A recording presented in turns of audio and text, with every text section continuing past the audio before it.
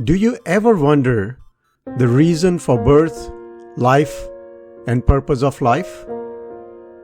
If you have not, the present pause caused by COVID-19 pandemic might be a great opportunity to do so.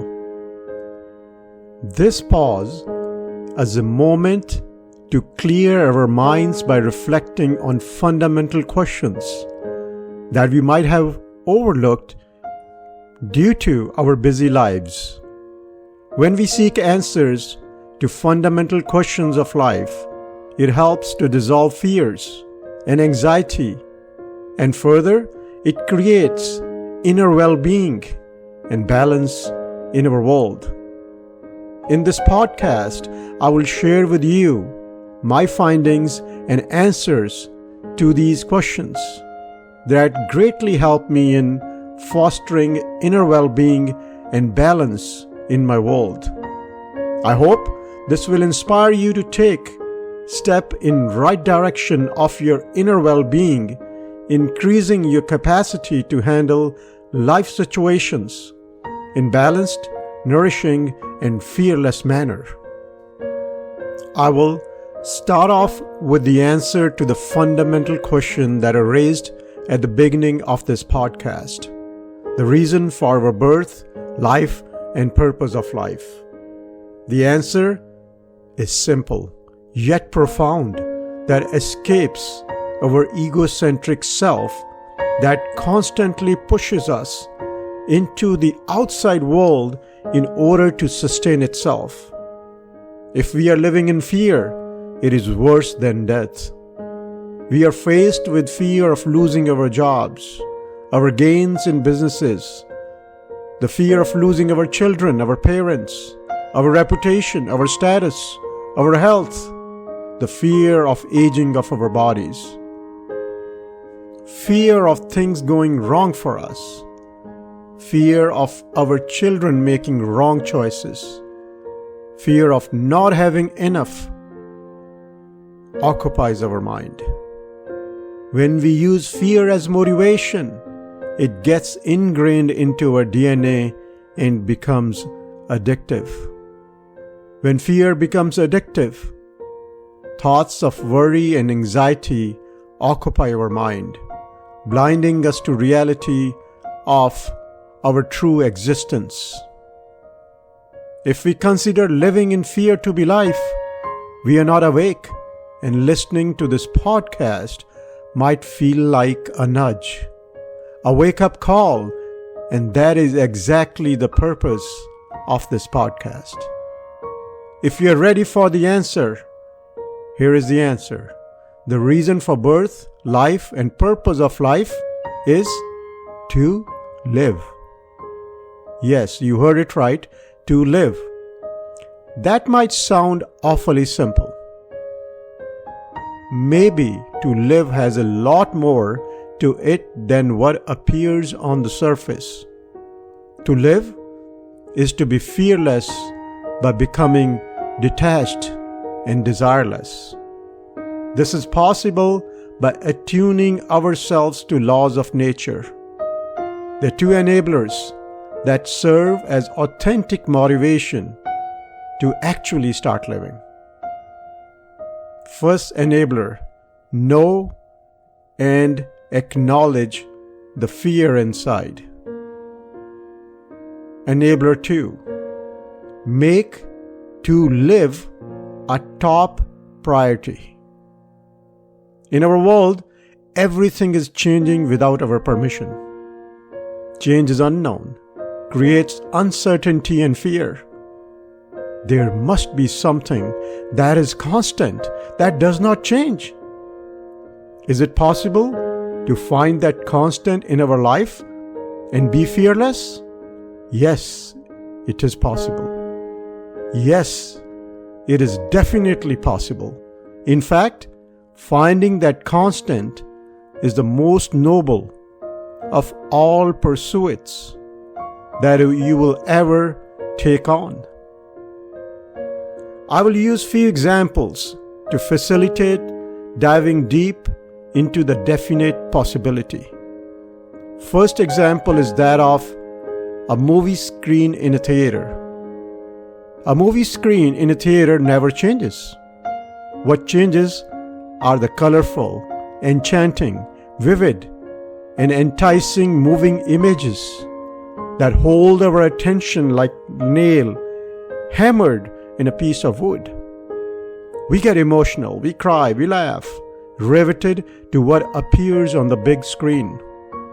Attached, we become what appears on the movie screen. We notice what seems to be moving, and the still movie screen that is bigger than all the images escapes our attention. We are oblivion to the movie screen that holds all the moving images. If the movie screen goes blank, we feel restless and uneasy. Second example. The sky over our heads never changes. What changes are the birds, the plane, the clouds, the stars, and the sun that appears and disappears, holding our attention. The sky, bigger than everything, constant and still, in which all that we pay attention to appears and disappears, escapes our attention. Third example. While reading a book, words on the book hold our attention, whereas a paper that holds thousands and thousands of words escapes our attention. The paper is constant and still, whereas the words are moving in us as thoughts, and we feel all sorts of emotions. We cry, we laugh. The constant again escapes our attention. The moment holds our attention. I think it is strange that we miss what is bigger, what is constant, what is still, and we pay attention to what is changing, what creates all sorts of emotions, including fear. Movement is inherent trait of mind. Movement is thought. The three examples illustrate that we are the mind. Further, we as mind love movement, follow movement, and are one with the moment, and we lose ourselves. We end up where we never thought we will ever go. We as mind are in constant motion and believe to move is being alive. Our mind is enchanted by movements. Mind has the tendency to measure one movement with another movement. Mind as thought experiences highs and lows of duality, love and hate, poverty and richness, young and old are few examples of duality. Our mind creates movement and is afraid of the movement itself. Whereas life is stillness, life is constant, life is fearlessness, and larger than changing world of our mind. Life is a movie screen, life is a vast sky, life is the paper of the book. Life escapes us. Life escapes mind. Our mind in movement is unaware of life. The movie screen, the vast sky, and the paper are examples of consciousness. Stillness is consciousness, and movement is mind. Stillness is one. Movements are many.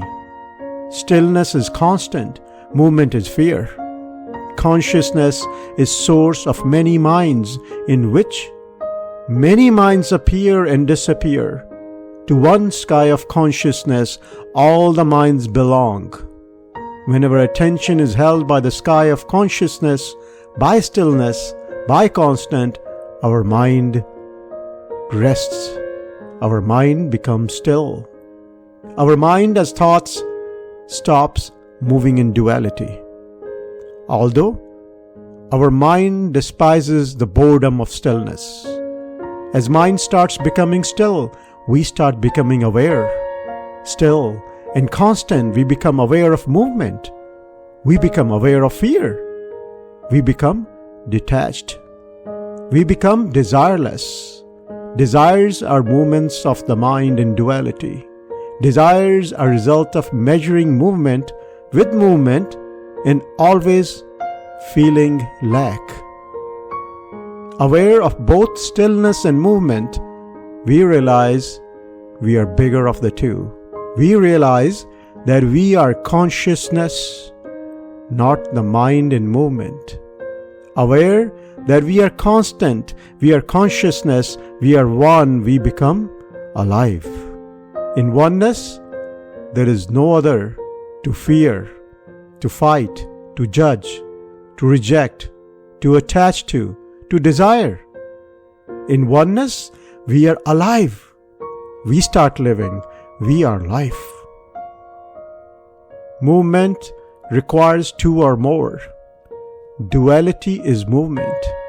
Duality is signature of mind. Day and night are movement. Birth and death are movement. Pain and joy are movement.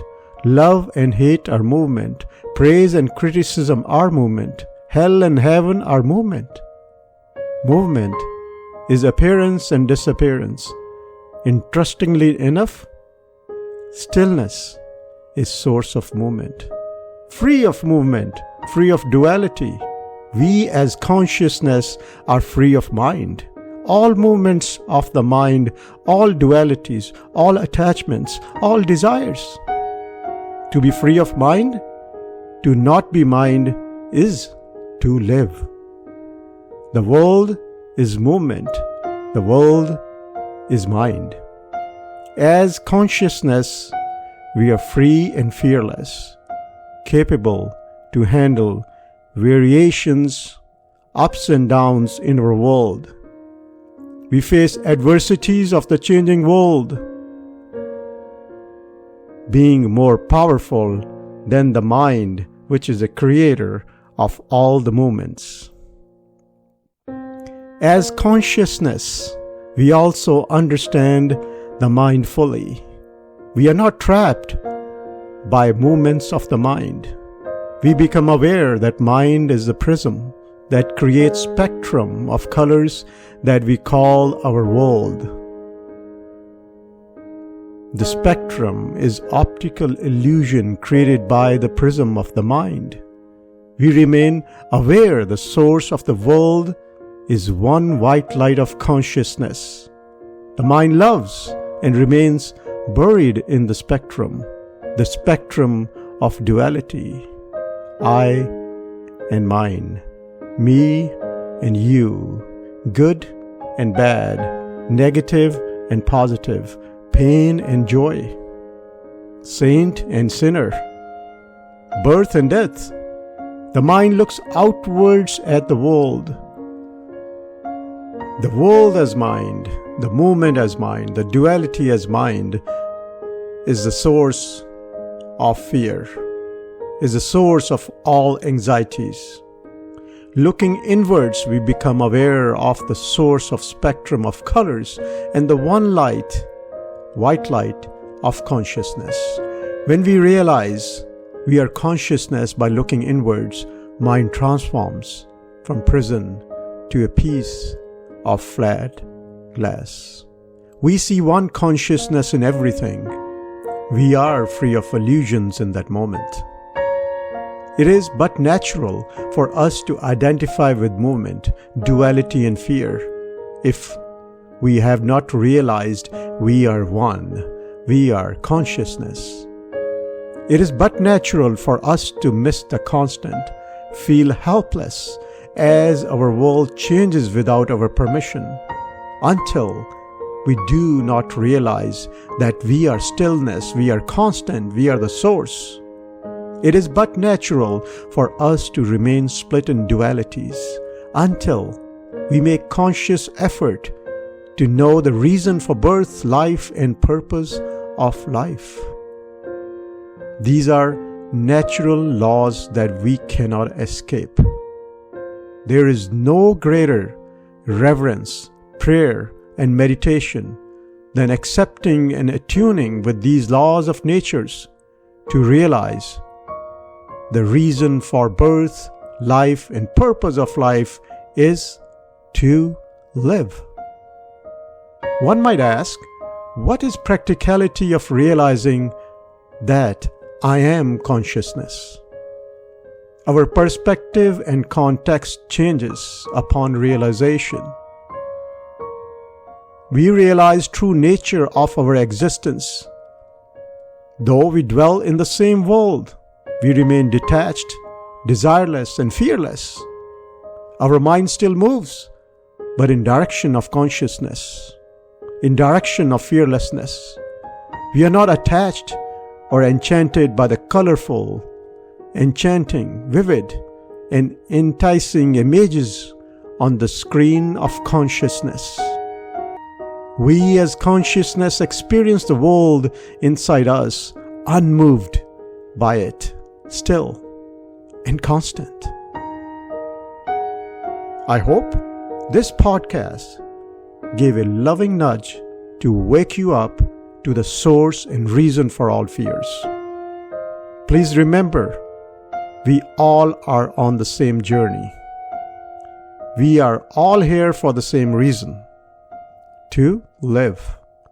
Let us attune ourselves to laws of nature to wake up to true nature of our existence, for our inner well-being, to bring balance, fearlessness, and harmony in this world.